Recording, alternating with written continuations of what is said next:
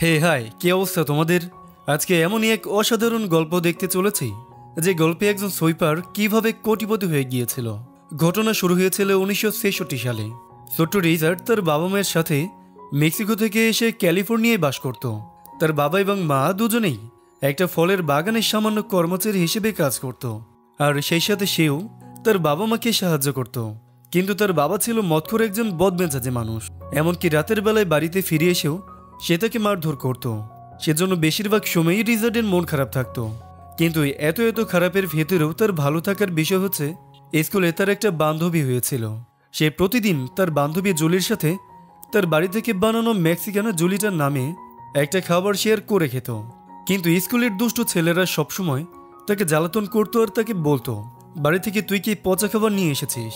এগুলো তো আমরা আমেরিকানরা কখনোই খাই না।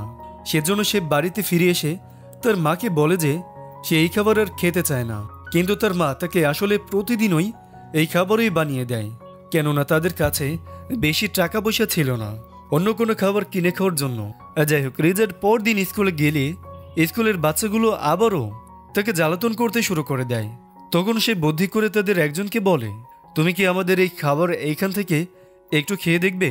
তখন ওই ছেলেটা ওই খাবার খেয়ে অনেক মজা পেয়ে যায়। বাকি খাবারটা অন্য একটা ছেলে নিতে আসলে রিচার্ড তাকে বলে, তুমি যদি আমাকে 25 টাকা দাও তাহলে তোমাকে এই খাবারটি আমি দিয়ে দিব। খাবারটি এত মজা ছিল যে ছেলেটা তার কাছ থেকে 25 টাকা দিয়েই কিনে নেয়। এভাবে প্রতিদিন সে বাড়ি থেকে খাবার বানিয়ে এনে তার বন্ধুদের কাছে বিক্রি করতে থাকে। আস্তে আস্তে করে অনেক টাকা জমিয়ে ফেলে। এরপর সে একটা দোকানে গিয়ে তার বান্ধবী জুলির জন্য কিছু চকলেট কিনতে চায়। কিন্তু দোকানদার তখন মনে করে সে হয়তো এতগুলো টাকা চুরি করে এনেছে। পুলিশ তখন তাকে ধরে নিয়ে যায়। এই ঘটনায় সে আসলে অনেক কষ্ট পায়, কেননা কোনো দোষ না করেও তাকে জেল খাটতে হয়েছিল। আর এরপর থেকে সে ছোটখাটো চুরি করার কাজে লেগে পড়ে। আর তার এই কাজের জন্য তার কয়েকজন বন্ধু এবং তার সেই স্কুল বান্ধবী জুলিও থাকে। আর এর মাঝে তারা দুজন বিয়েও করে ফেলে। তবে কয়েকদিন পরে তার স্ত্রী থেকে বাবা হওয়ার সংবাদ দেয়। এতদিন তো তারা দুজন যা ইচ্ছে করে জীবন কাটিয়ে দিয়েছে, কিন্তু এখন তো তাদের অনাগত সন্তানের জন্য রিচার্ড সিদ্ধান্ত নেয় যে সেসব চুরি বাটপাড়ি ছেড়ে দিবে। তাই একদিন সকালবেলা তার বন্ধুরা তাকে আবার সেই খারাপ কাজের জন্য ডাকলেও সে তখন তার স্ত্রী এবং সন্তানের কথা ভেবে আর যায় না, বরং সে এখন ছোটখাটো কাজ করে জীবনযাপন করতে চায়। এইভাবে আস্তে আস্তে করে তার দুটো বাচ্চা হয়ে যায়। সে প্রতিদিন সকালবেলা কাজ খোঁজার জন্য মানুষের কাছে যায় এবং তার স্ত্রী বাড়ি থেকে তৈরি করে কিছু খাবার নিয়ে এসে রাস্তায় বিক্রি করতে থাকে। কিন্তু কোনোভাবেই রিচার্ড ভালো চাকরি খুঁজে পাচ্ছিল না। এমনকি তারা তাদের বাড়ির বিদ্যুৎ বিলও দিতে পারছিল না। যদিও সে কিছু আর্থিক সাহায্যের জন্য তার বাবার সাথে দেখা করে, কিন্তু তার বাবা তখন সাহায্য না করে বরং অপমান করে তাকে তাড়িয়ে দেয়। সকালবেলা সে যাদের সাথে ছোটখাটো চুরি করত তাদের কাছে গিয়ে বলে, তোর কি আমাকে একটা কাজ খুঁজে দিতে সাহায্য করবি? তখন তার একজন বন্ধু এসে বলে যে আমি যে কোম্পানিতে চাকরি করি ওখানে অ্যাপ্লিকেশন দেওয়ার জন্য। পরদিন সকালবেলা রিচার্ড ফ্রিটোলে নামক একটা কোম্পানিতে কাজের খোঁজে যায়। সে একটা অ্যাপ্লিকেশন নিয়ে ওইটা পূরণ করতে গিয়ে দেখে যে ওখানে ইংলিশে সবকিছু পূরণ করতে হবে। সে তো অত ভালো পড়াশোনা জানে না। তখন সে ফর্মটা বাড়িতে নিয়ে আসে। এরপর তার স্ত্রী তাকে ওই ফর্মটা পূরণ করে দেয়। তারপরে সে ওই কোম্পানিতে মেশিন অপারেটর হিসেবে অ্যাপ্লিকেশন করে। পরদিন সকালবেলা সে যখন কোম্পানির ম্যানেজারের সাথে কথা বলে তখন ম্যানেজার তার ফর্মটি পড়ে বলে, আমিও তো এই স্কুলেই পড়াশোনা করেছি। আর তখন স্কুলের হেডমাস্টারের নাম জিজ্ঞেস করলে রিচার্ড এবার ধরা খেয়ে যায়। তখন রিচার্ড তাকে সত্য কথা খুলে বলে এবং সে তাকে অনুরোধ করে বলে যে তার জন্য একটা চাকরি খুব জরুরি, সেটা যে চাকরিই হোক না কেন। তখন ম্যানেজারের তার প্রতি খুবই মায়া হয় আর সে তাকে সুইপারের কাজে দিয়ে দেয়। রিচার্ড তার এই ছোট্ট কাজে অনেক খুশি ছিল। সে বাড়ি থেকে খুব ভালোভাবে প্রস্তুতি নিয়ে পরদিন ফ্যাক্টরিতে চলে আসে। ম্যানেজার তখন তাকে ঘুরিয়ে ঘুরিয়ে সমস্ত কিছু দেখাতে থাকে। এখানে আসলে অনেক মজার মজার খাবার তৈরি করে সারা দেশে বিক্রি করা হতো। এত বড় বড় মেশিন এবং এত মানুষ দেখে রিচার্ড অনেক বেশি খুশি হয়ে যায়। তাকে এখন ওই মেশিনগুলো পরিষ্কার করার কাজে দেওয়া হয়। সে খুশিতে খুশিতে তার কাজ করতে থাকে। সে তার এই ছোট্ট কাজের জন্য অনেক বেশি খুশি ছিল। সে বাড়িতে ফিরে এসে তার স্ত্রী এবং সন্তানদের নিয়ে চাকরি সেলিব্রেট করতে থাকে। এরপর থেকে প্রতিদিন সে ফ্যাক্টরিতে গিয়ে পরিষ্কার পরিচ্ছন্নের কাজ ঠিকঠাক মতো করতে থাকে।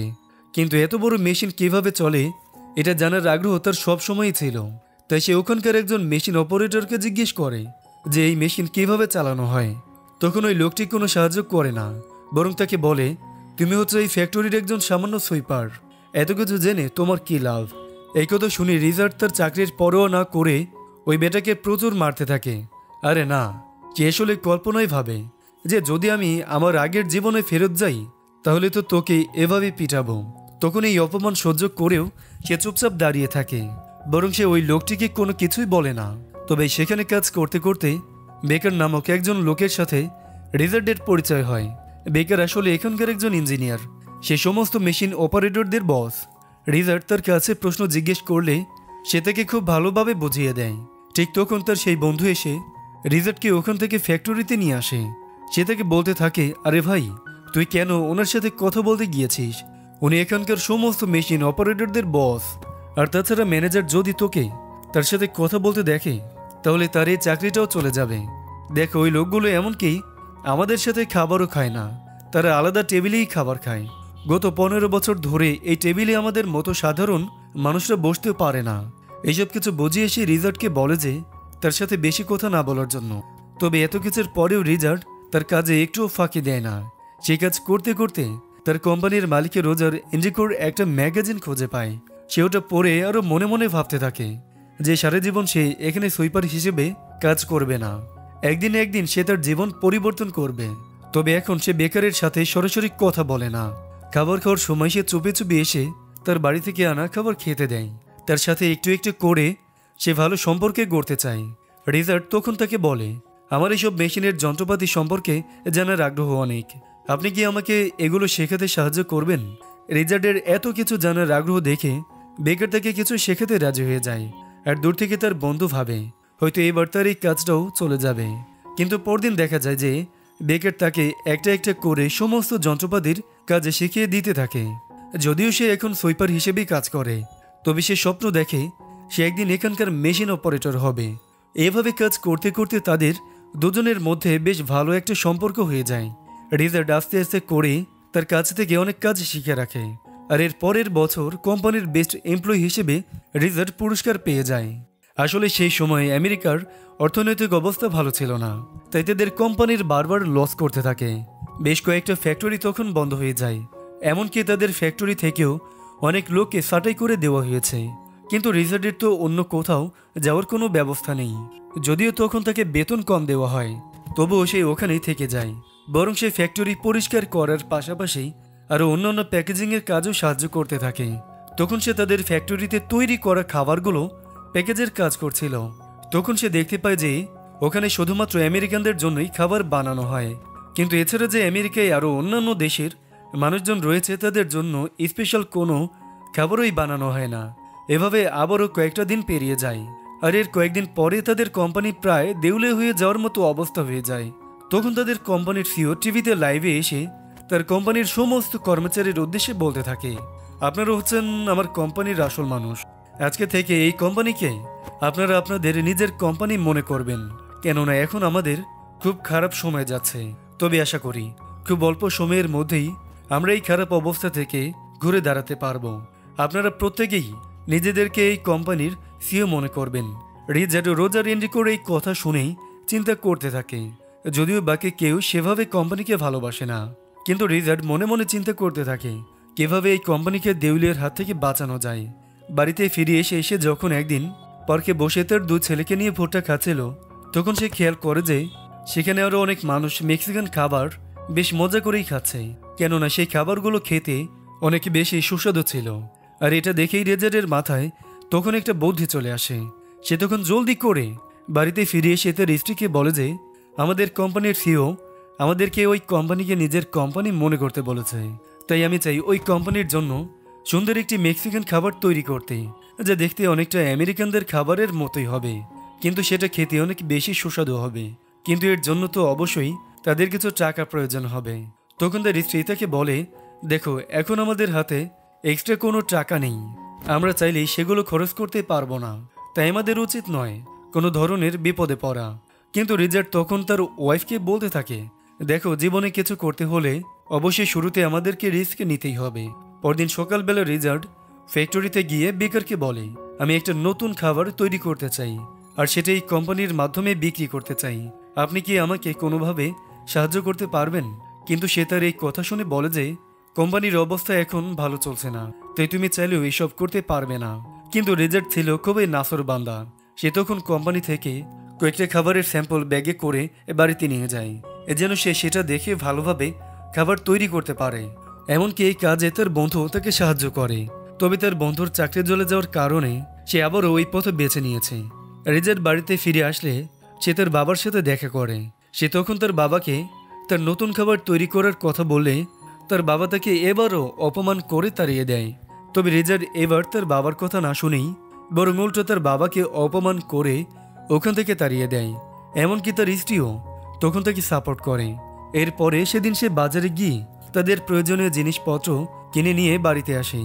এখন বাড়িতেই তারা সবাই মিলে শুরু করে দেয় নতুন খাবার তৈরি করা। কিন্তু তাদের ছোট্ট ছেলে খাবারটি খেয়ে বলে যে খাবারটা অনেক ঝাল, আর সেই সাথে এটা একটু মজা ছিল না। কিন্তু তারা এতে হতাশ হয় না, বরং আরও নতুন নতুন শাকসবজি সবকিছু কিনে এনে আবারও ঘরোয়া পদ্ধতিতে নতুন করে খাবার তৈরি করা শুরু করে। কিন্তু এবারের খাবারটাও আসলে বেশি ভালো হয় না। তবে এভাবে বারবার ব্যর্থ হওয়াতেও সে থেমে থাকে না, বরং প্রতিদিনই সে একটা একটা করে খাবার তৈরি করে। এরপর দিন তার ছোট্ট ছেলে একটা নতুন খাবার খেয়ে তোর বাবাকে বলে যে এই খাবারটা অনেক মজা হয়েছে। এরপর তারা সবাই সেই খাবার খেয়ে অনেক অনেক বেশি খুশি হয়ে যায়। পরদিন সে ফ্যাক্টরি গিয়ে দেখে যে আরও অনেকগুলো কর্মচারীকে ছাঁটাই করে দেওয়া হচ্ছে। তখন রিজার্ড গিয়ে এই ম্যানেজারকে বলে দেয়, আমি এই কয়েকদিন পরিশ্রম করে এই নতুন খাবার আবিষ্কার করেছি, আপনি প্লিজ আমাকে কোম্পানির সিওর সাথে কথা বলার সুযোগ করে দিন। তখন ম্যানেজার তার এই কথা শুনে হাসতে হাসতে বলে যে আমি কোম্পানির সিওকে বলবো আমাদের এখানকার একজন সুইপার যে আপনার সাথে কথা বলতে চায়। তোমার কি মাথা খারাপ হয়ে গিয়েছে? এই কথায় রিজার্ড অনেক বেশি কষ্ট পায়। ম্যানেজার তখন তাকে কোনো সাহায্যই করে না, বরং ম্যানেজার তখন তাকে অপমান করে ওখান থেকে পাঠিয়ে দেয়। কিন্তু সে একদমই হাল ছেড়ে দেওয়ার পাত্র নয়। সেদিন সে রাতের বেলা কাজ শেষ করে চুপি চুপি অফিস থেকে কোম্পানির সিওর নাম্বারটা লিখে নিয়ে আসে। এরপর দিন সে টেলিফোন থেকে ওই নাম্বারে কল করে। তখন তার অ্যাসিস্ট্যান্ট কল রিসিভ করে রিজার্ডকে জিজ্ঞেস করে যে আপনি কোন দেশ থেকে কথা বলছেন। সে মনে করে হয়তো অন্য কোনো দেশের কোম্পানির সিও তাকে কল করেছে। কিন্তু রিজার্ড তখন বলে যে আমি আসলে ফ্রিটোলে কোম্পানির একটা ফ্যাক্টরি সুইপার হিসেবে কাজ করি। তবে আমাদের কোম্পানির এখন যে অবস্থা তাই আমি একটা নতুন খাবার তৈরি করেছি, যেটা নিয়ে আমি সিওর সাথে কথা বলতে চাই। এই কথা শুনে তো ওই মহিলা অনেক বেশি অবাক হয়ে যায়। কিন্তু রিজার্ড তখন থেকে বারবার রিকোয়েস্ট করতে থাকে।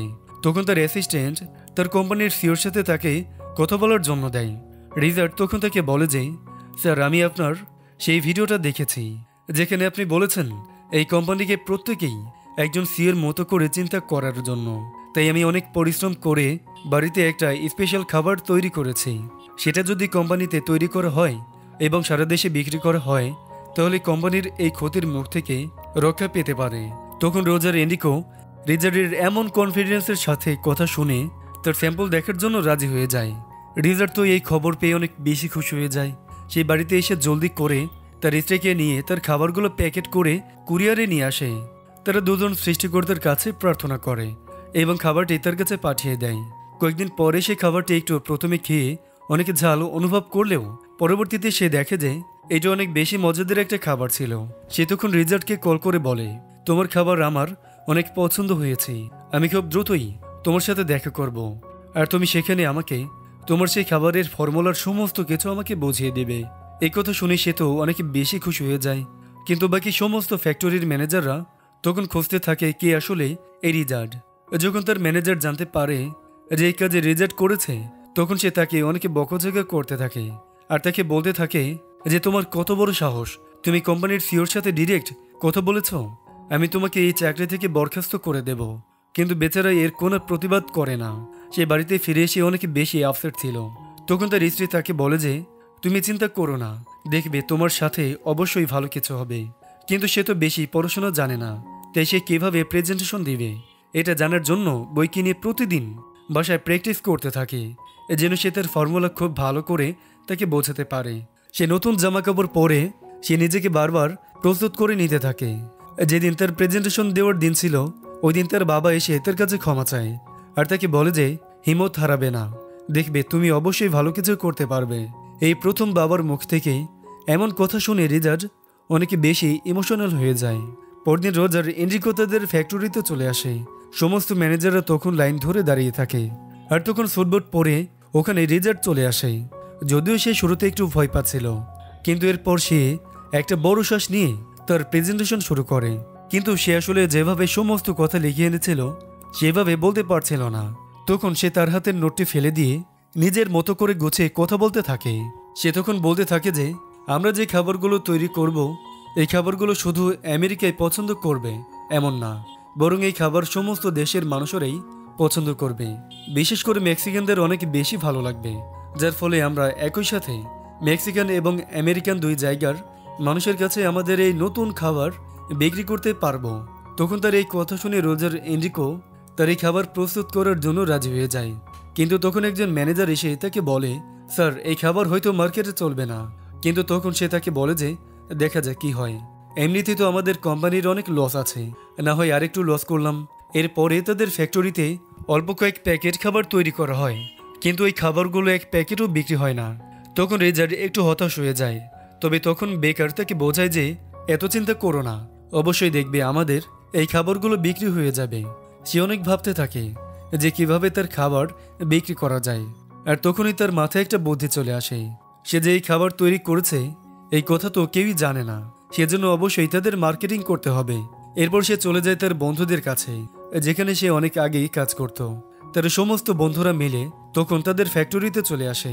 রিজার্ট তখন সবার উদ্দেশ্য করে বলতে থাকে যে দেখো আমাদের কোম্পানির অবস্থা অনেক খারাপ, হয়তো কয়েকদিনের মধ্যেই এই ফ্যাক্টরিটাও বন্ধ হয়ে যাবে।